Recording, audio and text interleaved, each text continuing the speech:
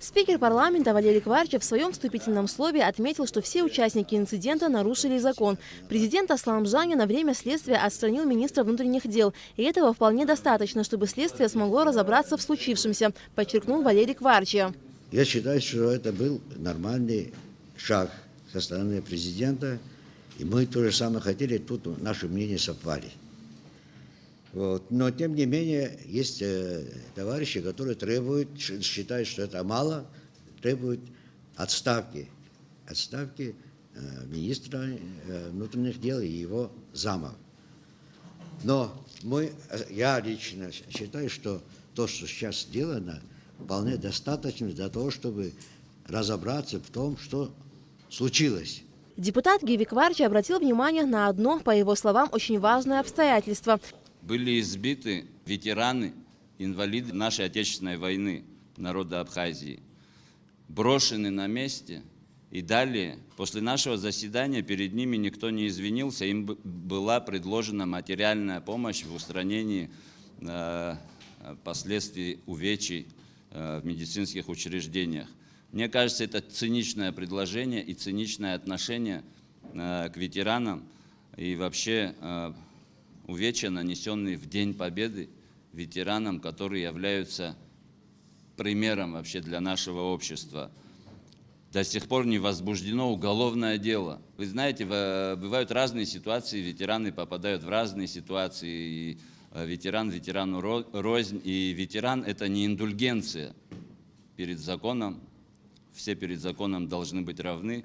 Возбуждение уголовного дела и мера пресечения должна быть применена к тем, кто избивал ветеранов. В ходе обсуждения ситуации депутат Натали Смыр высказалась против снятия депутатской неприкосновенности. Она также назвала вопиющим фактом произошедший инцидент с участием ветеранов войны, депутата и сотрудников правоохранительных органов. Правда, очень уважаю Диму. У нас с ним хорошие, дружеские и просто еще и родственные отношения. Гарри Кукая мой коллега. Диму я знаю лучше немного, чем Гарика, но и тем не менее. Я хочу сказать, вы представляете, депутат парламента, министр внутренних дел подрались. Друзья, вот простите. А потом я сейчас вам расскажу из истории. Эта молодежь здесь присутствует. Видимо, после военного периода вы многие не знаете. Так получается, много либо здесь никого-то не было, где-то кто-то был, не знаю. Но я хочу сказать, после войны, вы знаете, в Афоне стояла Зушка, и каждый 30 сентября эта Зушка стреляла. Даже вплоть до того, что с гранатомета стреляли и стреляли из мухи. Друзья, это был День Победы. Вот так вот иногда абхазцы праздновали. Скажите, это правильно? Нет, это неправильно. Конечно, это неправильно. Дети просыпались, содрогались, все было. Но это часть нашего образа жизни, это часть нашего отношения к войне, это часть Мы скоро, теперь ветераны. Хорошие они у нас, плохие, у нас их тоже остается немного, друзья, потому что такое тяжелое время мы живем. Но даже если наш коллега заслужил, вот я говорю, заслужил, Гарик, ты. Ветеранов зачем надо было бить? Гарик, ты заслужил, повторю еще раз. Ветеранов зачем надо было бить?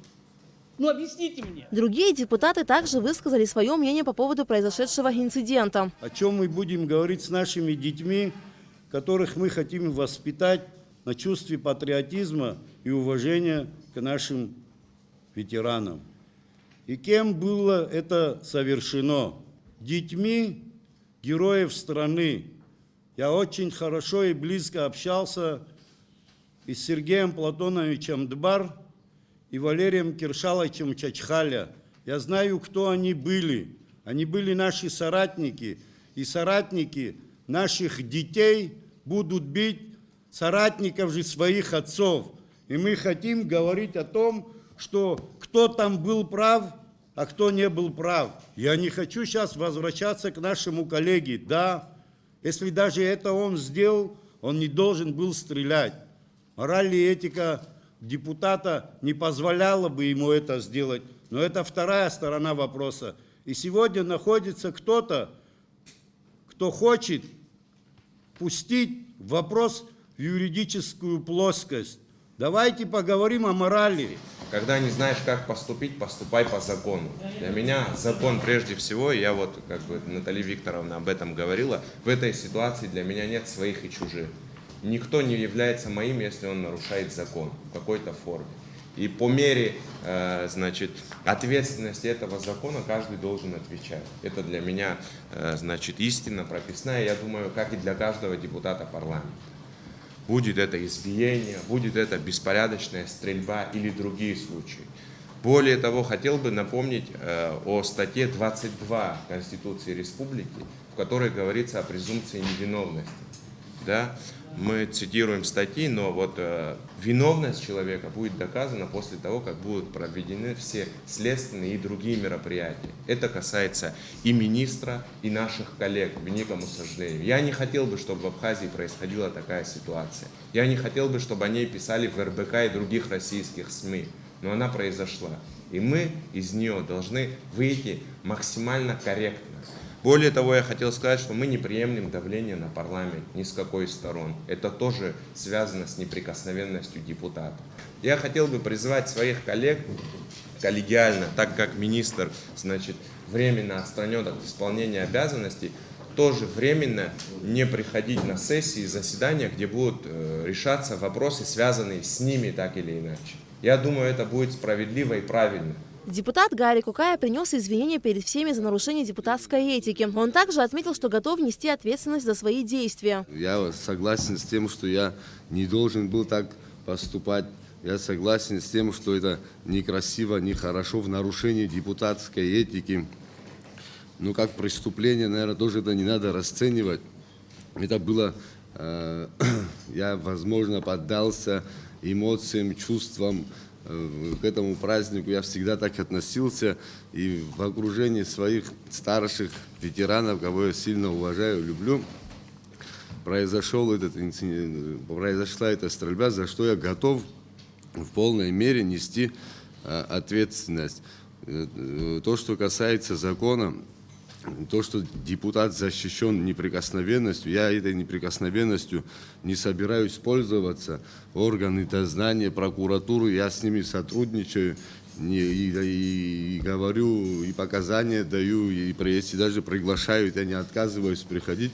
То, что касается ветеранов, и к ним такое несправедливое отношение, конечно же, не должно было произойти. Призываю просто к тому, что мы должны все вместе принять справедливое решение, законное решение, и не политизировать это здесь внутри. И советы, которые от министра поступают, что он ушел, и мы должны куда-то уходить, я не приемлю от этих людей ни советов, ничего, потому что они себя повели недостойно. Депутат Алмазхан Ардын, комментируя произошедшие события, сказал, что никакого обстрела здания МВД не было. Я вам честно говорю, вот я здесь сижу, никакой стрельбы в отношении или обстрела, назовите как хотите, в отношении здания МВД не было. Присутствовавший на рабочем заседании парламента генеральный прокурор Атгур Агрба рассказал, на какой стадии находится расследование инцидента. Сегодня уже проделан очень большой объем работы, но на этом этапе давать правовую оценку мы не можем. Только третий день занимаются следователи сбором доказательств. Я думаю, что еще потребуется какое-то время, чтобы дать окончательную оценку. В ближайшее время это будет сделано. Я хочу также довести до вас, что у нас есть в соответствии с уголовно-процессуальным законодательством сроки, которые установлены законом. Это 5 суток, 15 суток и 60.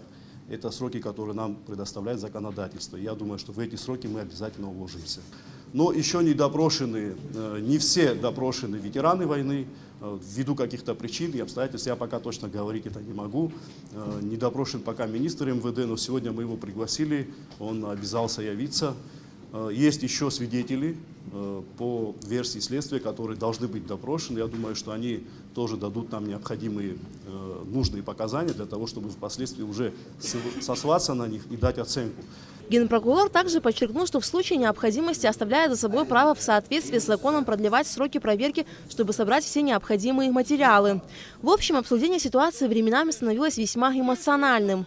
Я хочу извиниться перед этими ветеранами за наших коллег. И за господина Кокая, и за господина Дбар. За то, что они по их вине попали в такую ситуацию. И нужно понимать, к чему это может привести. Не надо здесь устраивать, Бог его знает что. Прикуп будут нести они сами. Здесь сидеть, умные вещи говорить о патриотизме не надо. Люди убивали друг друга, находили какую-то форму для того, чтобы помирить. А мы здесь все усугубляем и делаем, чтобы было еще хуже. 15 дней этого достаточно. А после этого мы здесь встретимся и будем говорить. И давайте, пока мы не научимся жить по закону, никогда у нас нормально ничего не будет. Все мы живем здесь и знаем, что в суде делается, что в прокуратуре, в МВД что делается. Все мы все знаем. И мы начинаем, когда не по закону, это мой сторонник, это наш сторонник.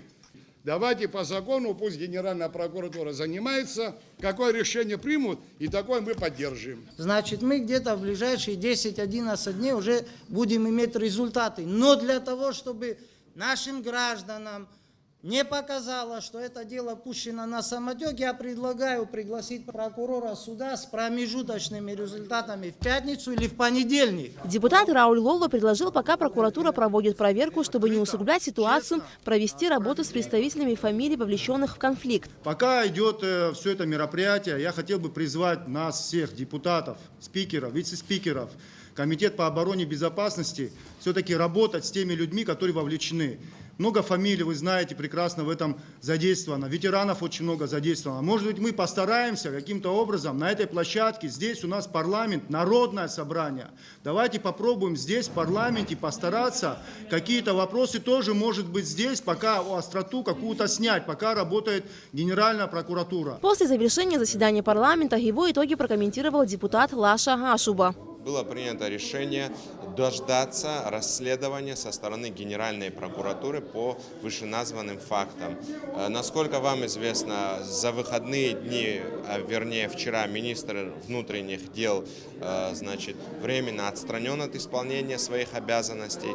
Наши депутаты, наш депутат, который был фигурантом одного из инцидентов, тоже сказал о том, что он не будет участвовать в работе, где будут обсуждаться эти вопросы. Парламент будет ждать информации от Генеральной прокуратуры. В конце текущей недели депутаты намерены пригласить генпрокурора, чтобы узнать о ходе расследования инцидента. Алька Трапш, Тимур Гугохи, Рамо Камки, Роберт Ломия, Абхазское телевидение.